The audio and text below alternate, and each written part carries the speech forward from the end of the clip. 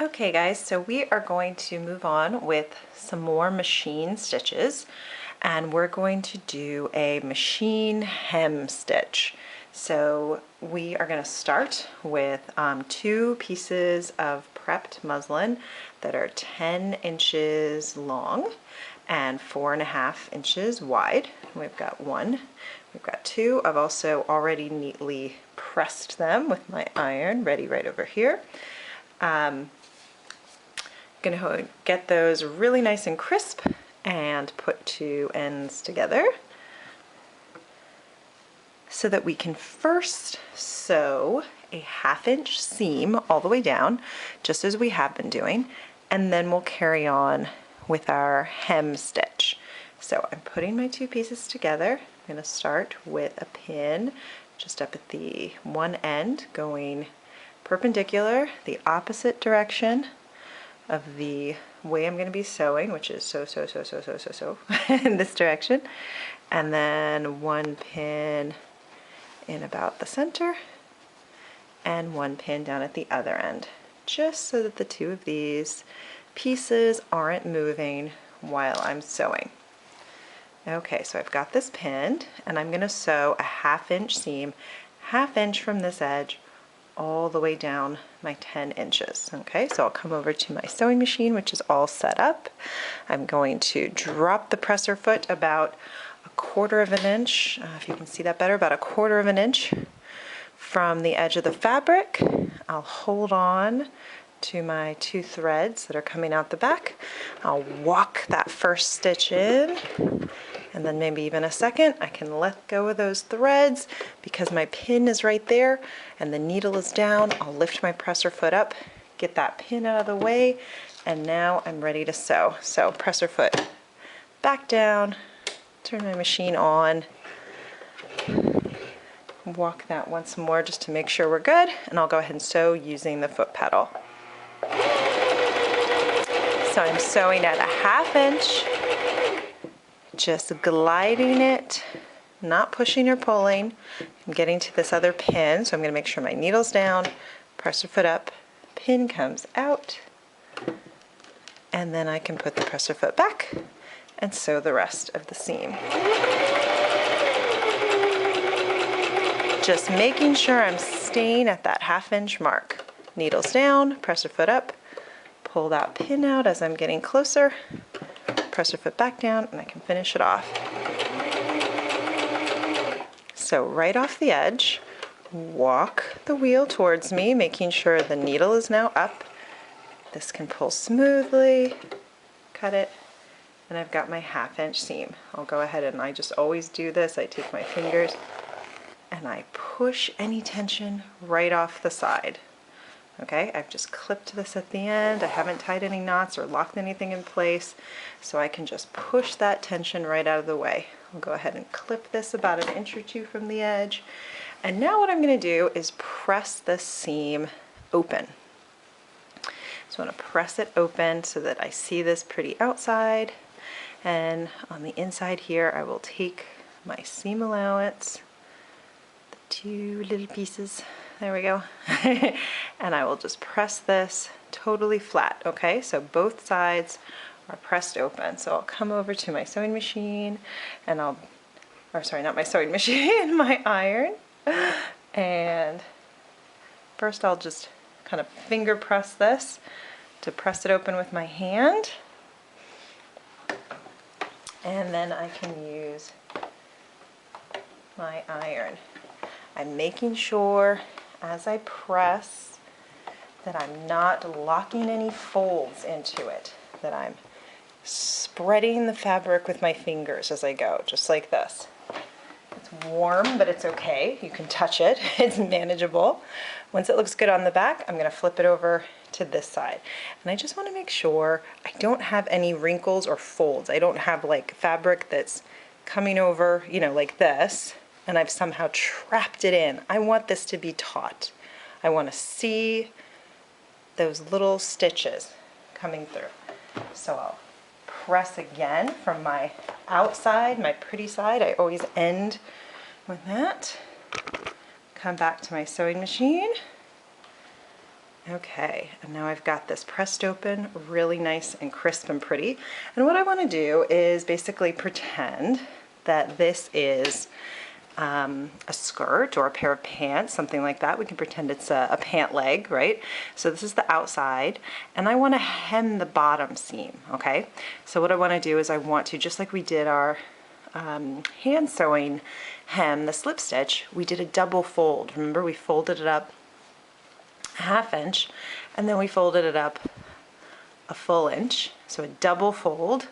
And then we did that slip stitch that was invisible right there at the edge, so that on the outside it just looks like this. Looks really nice and neat. You don't see any fray, and no fray is coming out on the inside either. So we're going to do that same kind of principle, but on the machine. So what we'll do is, taking our ruler, we're going to do the same thing. I am going to press this up a 1/2 inch first. So we'll go back, actually. Prematurely came to the sewing machine, but we're actually going to go back to the iron. So I'll press this up a 1/2 inch, and you can mark it with a pencil or some chalk or something like that. I will press this just a 1/2 inch, and again, I'm starting by kind of turning it with my finger. And what I want to make sure that I'm doing when I'm pressing this up, I'll just show you really quickly, is that this seam that I sewed is keeping in line here. I just want to make sure little things like I haven't, done it at an angle, right? I'm keeping this right in line the whole time. Just something to think about, okay? Making sure that you're keeping it really perfectly straight. So I'm going to take the iron and press first that 1/2 inch, okay? So I press that 1/2 inch up. Oops. You can see it from this side.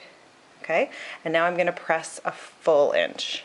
So I'll take my drafting ruler again, and again, feel free to mark this with the pencil. So you're going to go 1 full inch from the new bottom edge. Okay, so ultimately it'll be 1.5 inches up, because remember, we already turned it this little 1/2 inch. But just, I think, to make it easier, think about it like this. We now have a new bottom edge, and what we're doing is coming up 1 full inch now from that bottom edge. So I am now going to turn up 1 full inch, and I'll press that. And again, I am making sure when I hold this and press it that my seam line is lining perfectly up with my inside seam allowance, so that it is very straight. Okay, so now I'm pressing that full inch up.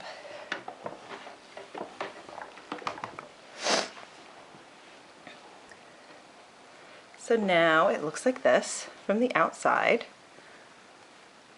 No fray. You can see through all the folds of the fabric. It looks heavier, thicker. You've got a nice turn, a nice hem, and this is what it would look like from the back. Really nice. So instead of doing our hand stitch or slip stitch, we're going to do a machine stitch. And you could do it from the back, you could do it from the front. It might be a good idea to do it from the front, since that's your pretty side, your outside of your fabric. That's where you can see that it's going to look really nice. But honestly, it is easier, especially when you're starting out, to sew your seam from the back, where you can really see it and see exactly how close you're hitting to the edge. Our goal is going to be to sew very, very close to this edge here. We don't want to sew down here, right? What happens if we sew here?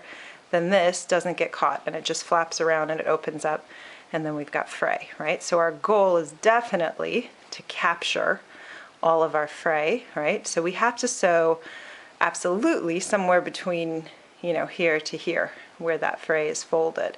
So again, ideally, it's nice to sew as close to this edge as possible, because imagine this is a pant leg and you put or a sleeve, you put your hand in or your foot in. If you've sewn it here, well, what's going to happen is you're going to hit this every time. It's going to be like a source of tension. It's going to be this flap. So the closer we can put our stitch to right at that edge, it's just going to be better when the wearer puts it on. It's not going to be an issue. So our goal is to sew very, very close to here.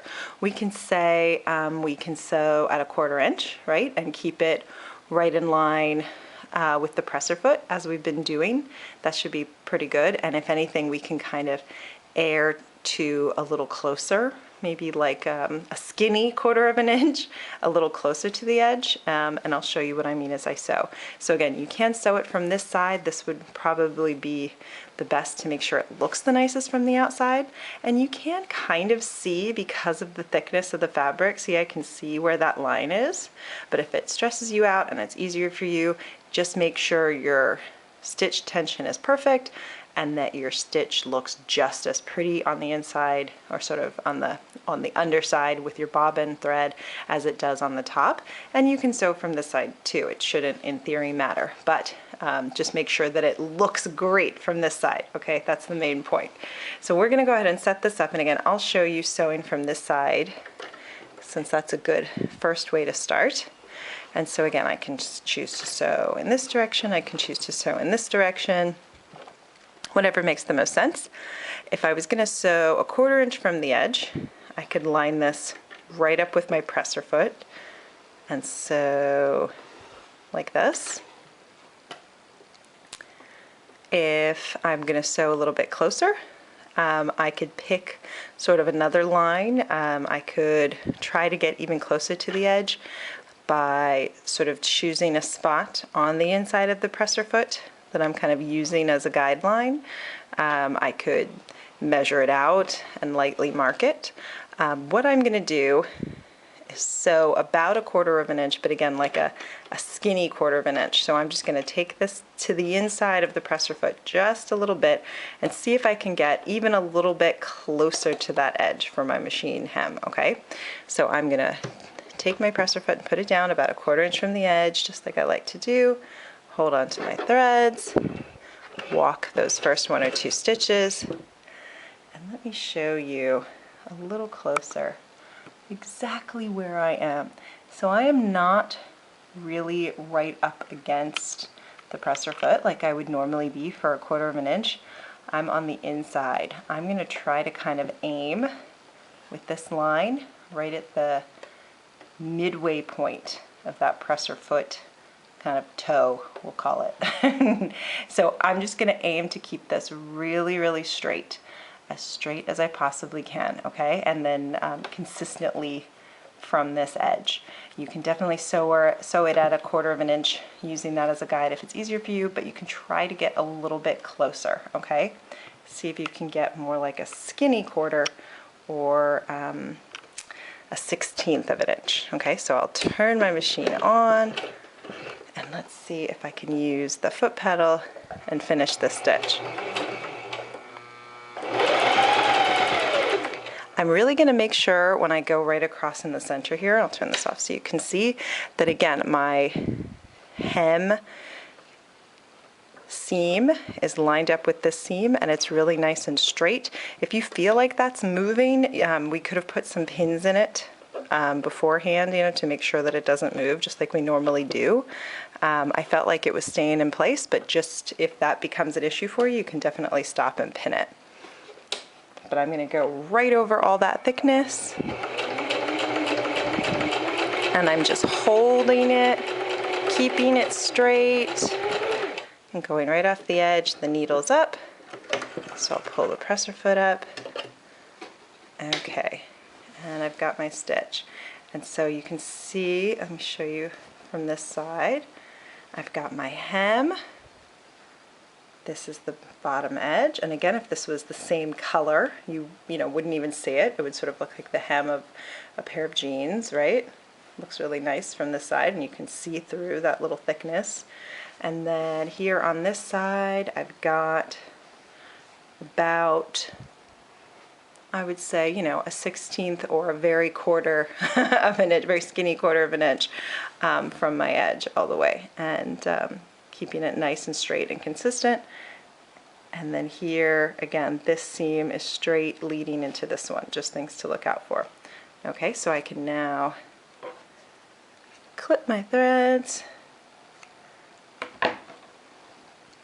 and I can repress this like I always like to do when I'm all finished, since I've just handled it a bit, ran it through the sewing machine. But now I've got a crisp machine hem.